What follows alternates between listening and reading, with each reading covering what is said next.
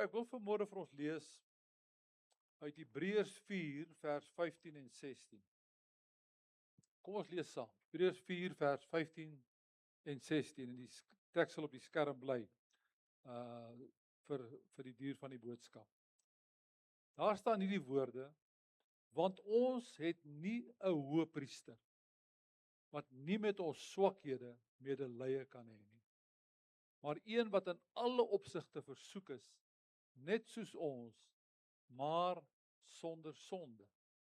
Laat ons dan met vrymoedigheid na die troon van genade gaan, sodat ons barmhartigheid kan verkry en genade vind op die regte tyd gehelp te word. Nou let mooi op hierdie gedeelte. Die Hebreërs skrywer skryf hierdie 2 verse spesifiek nie aan ongelowiges nie, maar aan gelowiges, aan kinders van God, soos ek en jy. Nou verwys hy in hierdie gedeelte na ons swakhede. En hy sê, dis vir die wonderlike, daar's nie 'n veroordelende woord oor ons swakhede. Hy sê hy het medelee met ons swakhede. Medelee met ons swakhede. Nou ek weet dat dit is miskien op die oor af 'n ongewone titel, ons swakhede. En ons leef veral in 'n tyd waar daar klem val op die sterk klem op die humanisme en die sterkpunte in ons. Jy hoor dikwels dinge soos glo in jouself, leef jou droom uit, ensovoorts, wat fokus op ons sterkpunte. Maar hier verwys hy na gelowiges en hy verwys na hulle swakhede. Swakhede. Nou dit kan deel wees of dit kan openbaar word in ons liggame, maar ook veral in ons gees en ons siel. En dit is belangrik om hier op te let dat die woord swakhede hier gebruik word in onderskeiding van moedswillige sondes. Swakhede beteken nie noodwendig sonde nie. Dit word onderskei van moedswillige sondes. En ek wil dit duidelik stel, 'n swakheid is nie noodwendig of sodanig 'n sonde nie. Dit is wel waar dat 'n mens se swakhede maak jou veel meer kwesbaar en vatbaar om te sondig. Nou, as ek praat van ons swakhede, en ek het al hieroor gewonder, of ek moet sê, die meeste van ons het swakhede. Ek wonder of, as ek vanmôre moet vra, die van julle wat nie swakhede in julle lewe het, in een of ander area van jou lewe nie, om die hand op te steek. Ek is bang, daar steek dalk iemand 'n hand op, maar ek het die idee, die meeste van ons erken, daar is swakhede in my lewe. As ons eerlik moet wees met onsself, ons praat nie graag daaroor nie, maar ons het swakhede in ons lewe. En ons swakhede kan die gevolg wees van baie dinge. Dit kan die gevolg wees van natuurlike sondige geneigthede wat ons het weens ons aangebore sondige natuur. Ons swakhede kan voortspruit uit ons opvoeding en weens verkeerde voorbeelde in ons lewe, veral in ons jonger lewe. Kan die gevolg wees van negatiewe ervarings en belewennisse wat jy in jou lewe gehad het. Ek wil weer sê, ek reken dat die meeste van ons, en nie almal van ons nie, het swakhede. Kwesbare plekke in ons karakter, in ons persoonlikheid, in ons menswees. Dis normaal. Natuurlik, die meeste van ons verkies nie om daarmee op ons mou te loop. Ons wil graag 'n sterk en positiewe front aan ander voorhou, veral natuurlik in die kerk. En ek wil net so terloops iets hier noem. Oor die jare het ek al hoe meer besef, dis belangrik dat 'n mens 'n konteks sal hê, 'n veilige ruimte sal hê, 'n verhouding sal staan waar jy kan waag om swak te wees. Dis 'n erge ding as 'n mens gedurig met 'n front moet voorloop, jy het nie swakhede nie. En ek besef jy kan nie jou swakhede sommer links en regs uitdeel met al verskillende mense. Jy moet iemand vertrou met jou swakhede, of kan vertrou met jou swakhede. En ek wil in die eerste plek sê, dis belangrik in 'n mens se huwelik. Jou huwelik moet behoort daardie veilige hawe, daardie veilige ruimte wees, waar jy kan waag om swak te wees. Jou huweliksmaat behoort jou swakhede te ken en te verstaan en bewus te wees daarvan. Maar dit is ook goed as 'n mens in verhouding staan met 'n mentor, 'n geestelike vader in jou lewe is, 'n mentor in jou lewe is, Ek onthou reeds vroeg in my bediening het ek so 'n mentor gehad, by wie ek swak was, selfs nadat ek president geword van die kerk. By iemand by wie ek kon gaan huil.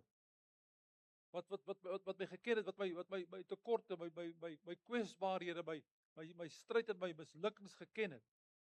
Maar dit is belangrik dat 'n mens 'n veilige ruimte moet hê, want ek sê weer 'n mens kan nie jou swakhede met almal links en regs deel nie. Ek dink ons almal wat hier is vanmôre ken tyd en omstandighede wanneer ons swak is. Niemand is altyd sterk. Weet ons hou baie keer daai front voor, party mense meer as ander, maar ons is nie altyd sterk nie. En die besef van jou eie swakhede bring by 'n mens 'n groter besef van jou gebrokenheid.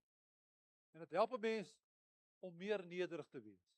As jy besef ek het ook 'n swakheid of swakhede, laat 'n mens meer besef hoe afhanklik jy is, en dis waaroor nederigheid gaan.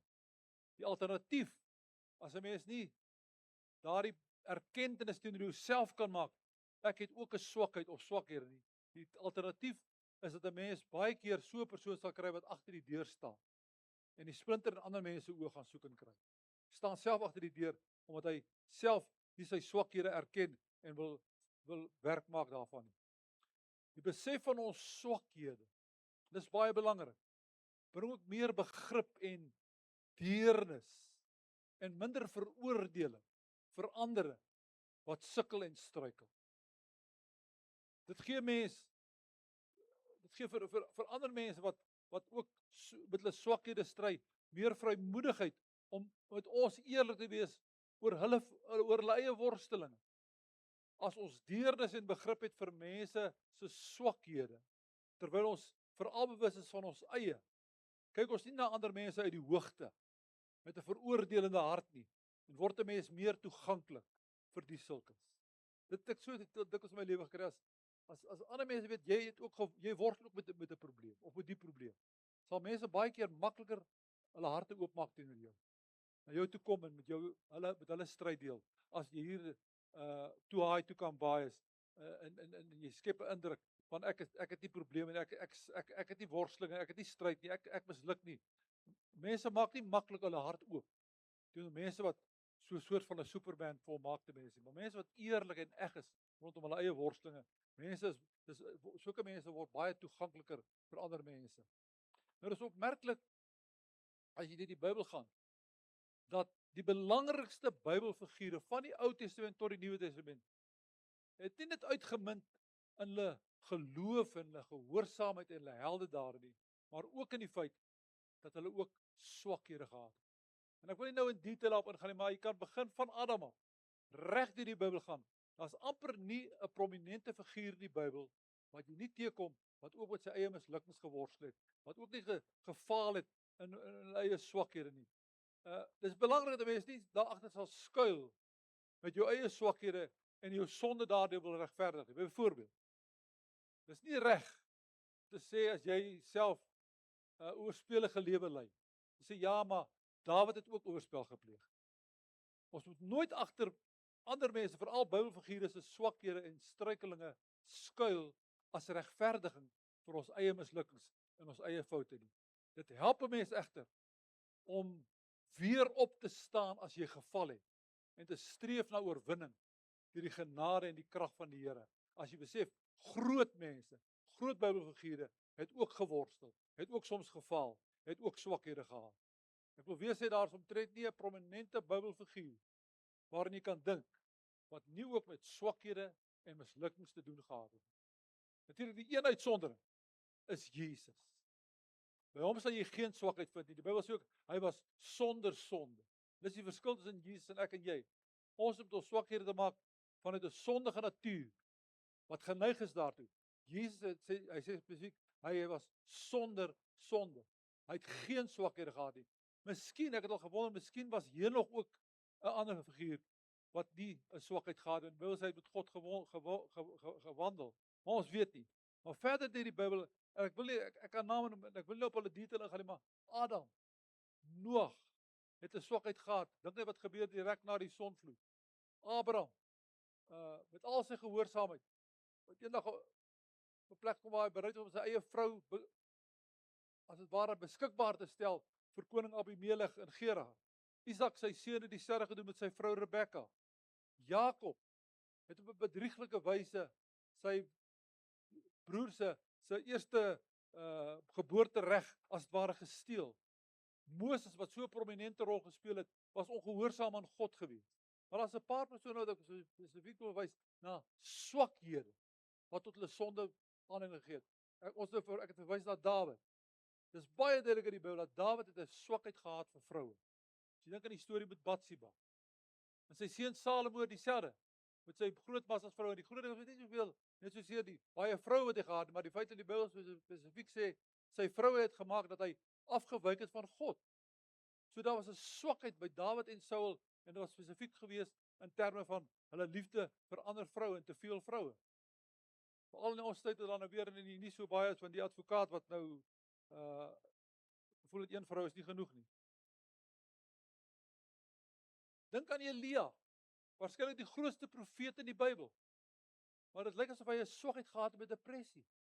Hy het onder 'n besembos gaan sit het na 'n groot oorwinning en gewens hy kan sterwe. Dit was 'n swakheid geweest. Ek dink aan Johannes die Doper, van wie Jesus gesê het, daar's nie uit 'n man iemand gebore of uit 'n vrou iemand gebore wat groter is as Johannes die Doper nie. En tog aan die einde van sy lewe het hy getwyfel of Jesus die Messias is. Stuur hy van sy disippels na Jesus en sê, is u die een wat sou kom? Of het ons 'n ander een verwag? Teleurgesteld, hy sit in die tronk, terwyl hy gepreek het dat Jesus die Messias is. Ek dink aan Petrus, die prominentste disipel van die Here Jesus, wat 'n swakheid gehad om te praat voordat hy gedink het.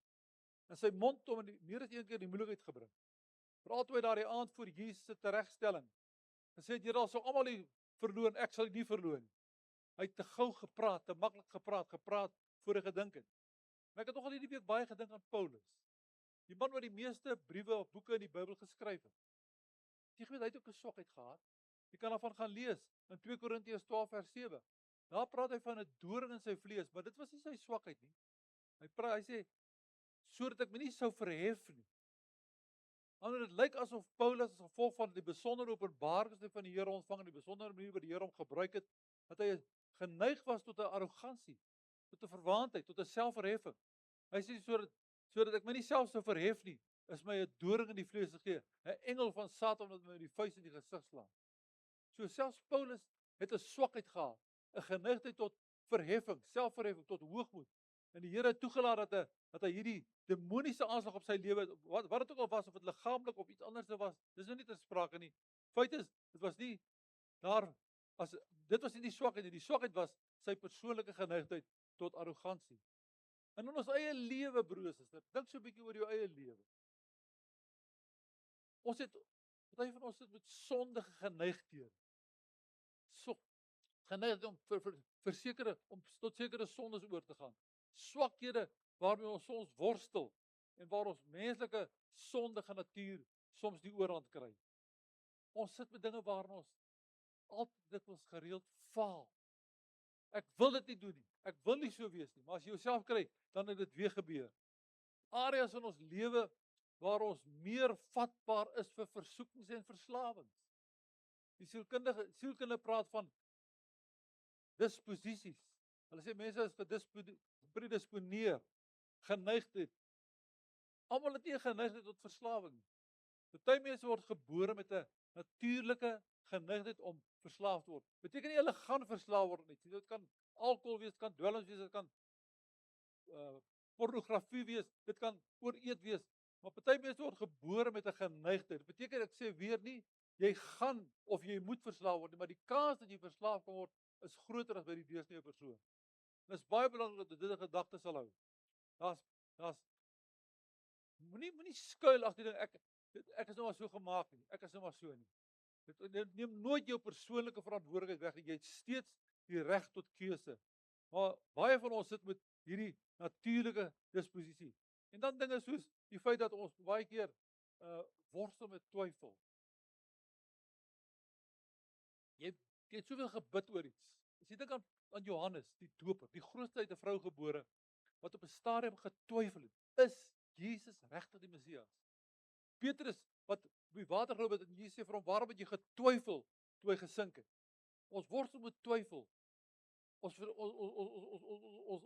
nie aan dink nie, maar ons twyfel soms. Kom die Here nog sy woord na? Is die Bybel die waarheid? Doen God wat hy beloof het hy sal doen? Dis dinge wat dikwels ons mee worstel, swakhede in ons lewe. Maar ek wil weer herhaal, dis so belangrik dat ons nie agter ons swakhede moet wegkruip. Ons mag nooit ons swakhede, ons geneigthede as 'n verskoning gebruik om voort te gaan met ons sonde en verslaafdheid. Nou om te sê, ag ek is nou maar so nie. Ek het ons so gemaak het so laat staan nie. Ons moet dit altyd onthou, ons moet ons swakhede ken en teenoor onsself erken. Wees bedag op jou swakhede en werk met die hulp van die Heilige Gees daaraan. Jy kan dit doen. Ons moet nie verswakking, ons swakhede en ons mislukkings en ons feilinge as 'n toegangsdeur vir sonde ooplaat. Dit is 'n feit van die lewe. Ons moet waak en ons moet versoekings vermy. As jy weet jy beweeg in 'n area waar jou swakheid jou blootstel, wees ekstra versigtig. Moet jouself nie onnodig blootstel in die area of areas van jou swakhede nie. Staan die versoekings betyds te. En as jy weet jy het 'n probleem met verslaafdheid, bly weg van situasies wat dit vir jou makliker maak om toe te gee. Vir my kontekste, vir my ruimtes, vir my geselskappe wat jou makliker in jou area van jou swakheid in sonde laat val. Wees bedag op versoekings. Hoor wat sê die Here vir Kain in Genesis 4 vers 7. Hy sê die sonde lê en loer voor die deur. En sy begeerte is na jou, maar jy moet daaroor heers. Hierdie teks is verskriklik belangrik. Die Nuwe Lewende Vertaling vertaal dit so, hy sê, sonde hurk by die deur om jou te oorweldig, maar jy moet dit oorwin. So besef dit vanmôre broer en suster, as jy 'n swakheid in jou lewe het, is dit dikwels die poort, die toegang wat die duiwel gebruik of wat sonde gebruik om juis jou lewe te penetreer, binne te dring. Daarom waak by die areas van jou swakheid, bly weg van kontekste waar jy jouself onnodig blootstel ten opsigte van jou swakheid. En dit is belangrik om te besef, al het ek 'n swakheid of al het ons almal swakhede, ons is nie willose slagoffers nie. Jy het steeds 'n vrye keuse. Jy het steeds die mag om keuses te maak. Jy's 'n vrye morele wese. Hoor jy die pragtige woorde, dit is my hierdie week so opnuut spesiaal geword, waar Paulus in Romeine 6 vers 12 sê, laat die sonde dan in julle sterflike liggaam nie heers, dat julle aan sy begeerlikhede gehoorsaam sou wees nie. Jy's nie maar net soos 'n Spaanse bil in 'n arena, wat deur die matador doodgemaak word. As daai bil in die arena gejaag word, weet almal, hy gaan uitgesleep word. Hy gaan nie lewendig uit nie. Jy's nie maar net 'n slagoffer van jou swakhede, van jou versoekings, van jou drange nie. Jy kan steeds 'n keuse maak. Al is jy een van die wat sielkundig geëvalueer kan word en sê, jy het 'n geneigtheid, jy het 'n disposisie aan verslawing. Beteken nie jy hoef verslaaf te word of jy moet verslaaf word nie. Jy het steeds die keuse, veral wanneer jy doen in die naam van Jesus en deur die krag van die Heilige Gees, om te sê, nee, ek gaan dit nie doen nie. Ek gaan nie toegee daaraan nie. Dis wat die Here, die vermoë wat die Here vir jou gee. God kan en wil ons help, maar dit kan slegs gebeur as ons met hom saamwerk. Hoor hierdie woorde van Paulus in Romeine 8 vers 26 en hierdie is vir my so spesiaal. Hy sê, en net so kom ook die Gees ons swakhede te hulp. Hoor mooi. Net so kom die Gees ons swakhede te hulp. Want ons weet nie reg wat ons moet bid nie, maar die Gees self tree vir ons in met onuitspreeklike sigting. Dis ook vir gesê, dit is my so mooi in hierdie vers in Hebreërs 4 wat ons het gelees het. Dat hy praat openlik van ons swakhede. Dis 'n ongewone ding. Ons sal verkies dat die Bybel net praat oor ons sterkpunte, oor ons voortreffelikheid. Maar hy verwys na ons swakhede, maar hy verwys nie daarna met kille ongevoeligheid, met veroordeling. Hy verwys, hy sê, hy het medelee met ons swakhede. Die Here wil jou help. Jy hoef nie voor te strompel as 'n slagoffer van jou eie swakhede nie.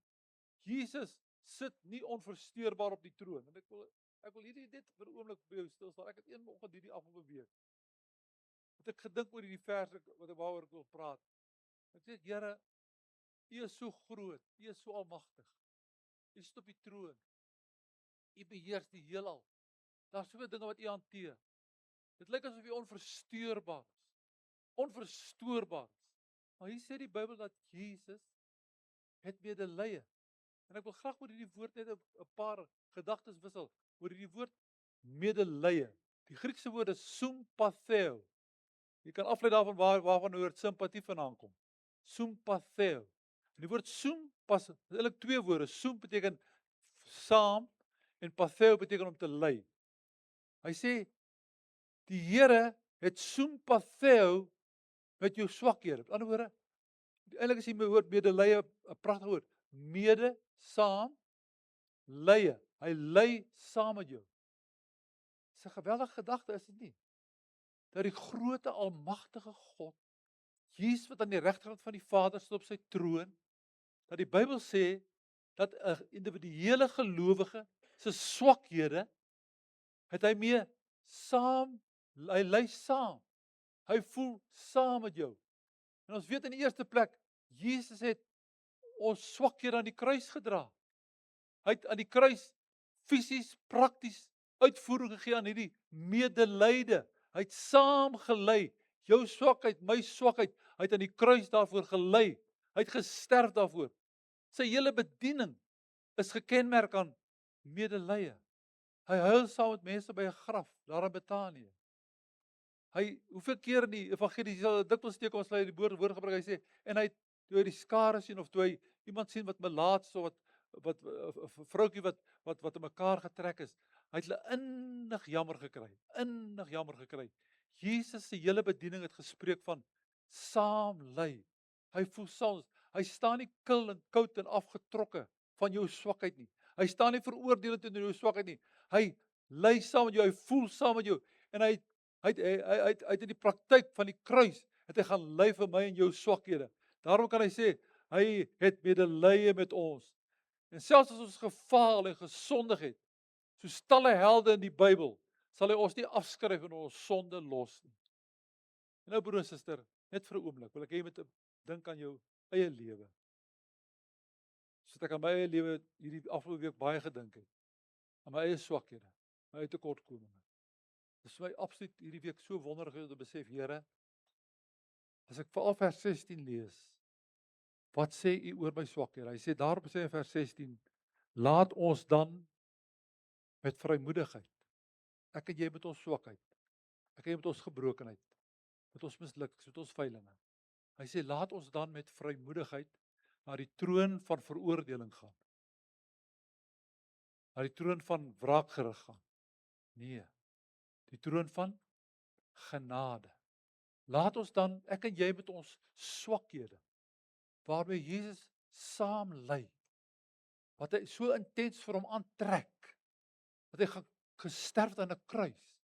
Laat ons dan met vrymoedigheid na die troon van genade gaan, om wat te verkry?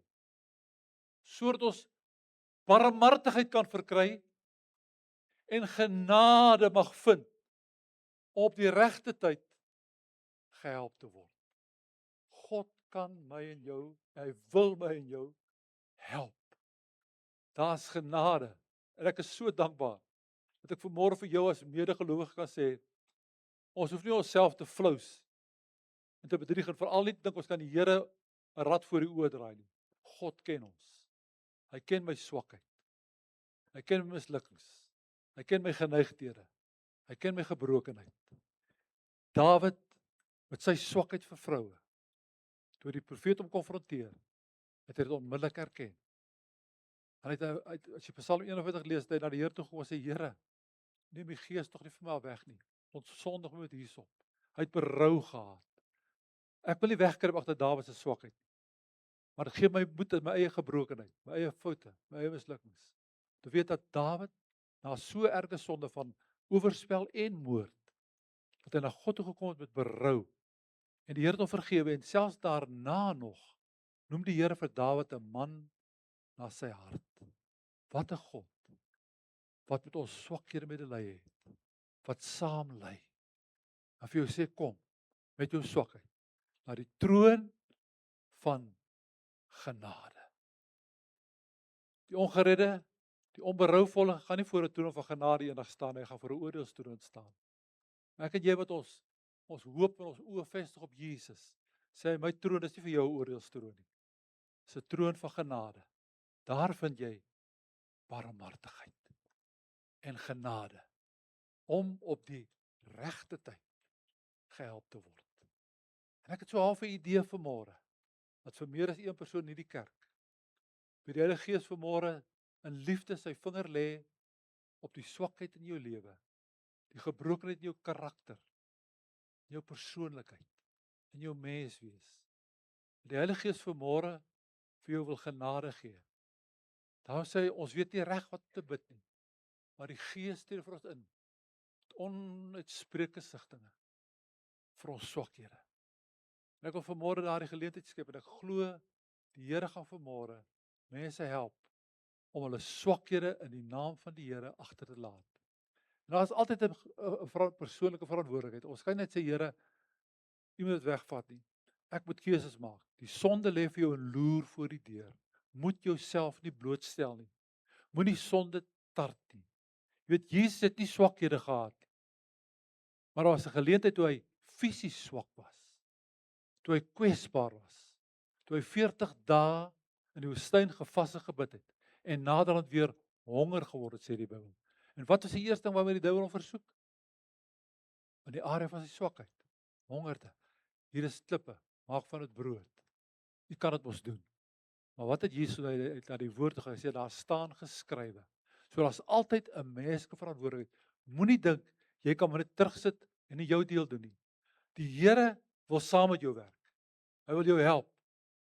Maar hy wil jou op 'n plek om jy sê, Here, ek gaan nie langer meer 'n slaaf wees van my geneigthede nie.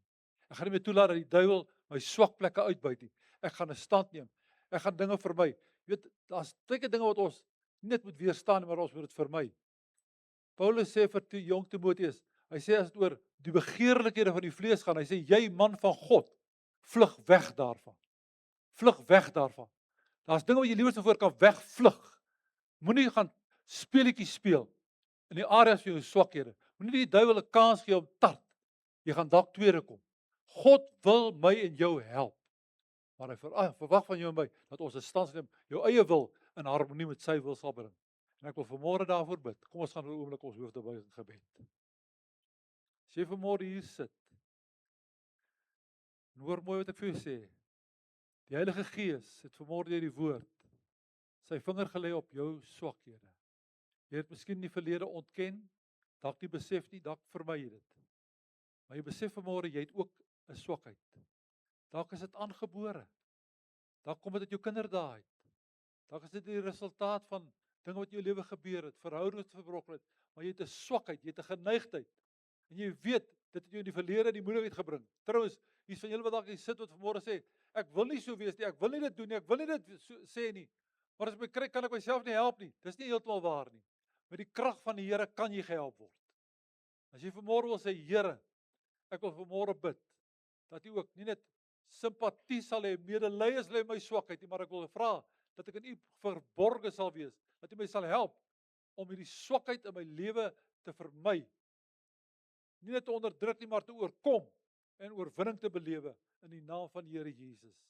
Terwyl ons so gebed verkeer en elke oog gesluit is, ek wil tog vra, as 'n erkenning, as 'n belydenis, dat jy vanmôre die Here, nie alleen sy medelee en sy genade en sy barmhartigheid waardeer nie, maar jy dit vanmôre ook soek en in jou lewe wil toepas. Wil net 'n paar ook jou hand opsteek in die lig en ek wil saam met jou bid net daar waar jy sit. Here God, my hand is op in die lig saam met my broers en susters. Here, ons is onder die indruk vanmôre dat ons nie volmaak is nie. Soos wat die Hebreërs skrywer hierdie woorde geskryf het aan gelowiges. Kom dit 2000 jaar later nog steeds na ons as gelowiges. En hy sê so duidelik vir ons dat die Here het medelee met ons swakhede. Dan wil ek eers vanmôre sê, Here, dankie dat 'n volmaakte God, wat in elke opsig volmaak is, wat geen swakhede het nie, wat sonder sonde is, dat U saam ly, dat U saam mee voel met U kinders, U skepsele se gebrokenheid, ons onvolmaakhede, ons swakhede. Here, ons besef ons is nageslag van Adam en Eva. En ons dra die gevolge van sonde smet. Partykeer is ons gebore met sekere geneigthede. Maar Here, vanmôre vat ons dit as 'n waarheid. Ons is nie maar blote slagoffers nie, Here, ek wil dit vanmôre uitpasuin. Kinders van God, mense wat gewas is in die bloed van Jesus, is nie maar bloot slagoffers nie. Ons is kinders van God, onvolkome ja, gebroke. En ons roem is nie in ons krag nie, ons roem is in Jesus Christus. Ons oorwinning en ons triomf, ons heiligheid, ons triomf lê in Christus Jesus. Maar vanmôre, Here, erken ons eie gebrokenheid, ons swakheid. En ek wil vanmôre saam met broers en susters bid. Nie net vir hulle nie, ek wil saam met hulle bid, o Here, in die naam van die Here Jesus, wat met ons swakhede medelee het. Here God, dat U ons sal krag en genade gee, om uit 'n slagofferstatus op te staan, en te sê, saam met Jesus, is ek meer as 'n oorwinnaar. Hy stel my in staat, om my swakhede te oorkom. Ek is nie 'n slaaf van my swakhede nie. Ek is nie 'n slagoffer van my omstandighede nie. Here God, U help my deur die krag van die Heilige Gees. Here het vanmôre deur die woord opnuut vir ons gesê, want ons weet nie reg wat om te bid altyd nie. Maar die Heilige Gees tree vir ons in met onuitspreeklike sigtinge, omdat hy ons swakhede aan God bekend maak. Here, dankie, dankie, dankie vir oorwinning deur die naam van Jesus en deur die krag van die bloed. Ek sien voor my geestesoog, Here, hoe U daar in die kruis uitgespalk is. In die oog van die mens 'n toonbeeld van swakheid, van gebrokenheid, van verwesenheid. Maar U het in alle opsigte swak geword, sodat ons oorwinning oor ons swakhede kan kry. Ons vat dit vanmôre, Here. En ons staan op en ek wil nou bid, Here, gee vir ons elkeen die genade, die krag, die bedagsaamheid, die wysheid, die waaksaamheid, om ons swakhede nie onnodig bloot te stel nie, Here. Om nie dit vir die duiwel te gee as 'n toegangspoort tot ons lewens nie, maar dat ons sal waak daarteen en dit sal vermy. En Here, laastens wil ek vanmôre bid vir mense wat aan enigiets verslaaf is. Here, besoek aan 'n sielkundige sal daar seker vir hulle gesê word, jy's gepredisponeer. Jy het 'n disposisie. Jy het 'n geneigtheid tot hierdie verslawing. En dit mag sielkundig waar wees. Maar Here, die verslaafdheid is nie van God nie. Here, of wat nou verslaafdheid is aan dwelms, of nie maar 'n substansie van pornografie. In hierdie oomblikke, in die naam van Jesus Christus, spreek ek bevryding oor elke persoon wat vanmôre aan sy geneigthede toegegee het en 'n slaaf geword het. Wat hy eintlik nie wil wees nie. Wat God hom nie gemaak het om te wees nie. Here Jesus, deur die krag van U naam en die bloed, neem ons vanmôre 'n stand en ons verbreek hierdie sonde en hierdie verslaafdheid in die naam van Jesus. Want U woord sê ons uitdruklik, hulle het hom oorwin, die Satan oorwin, deur die woord van die getuienis en deur die krag van die bloed.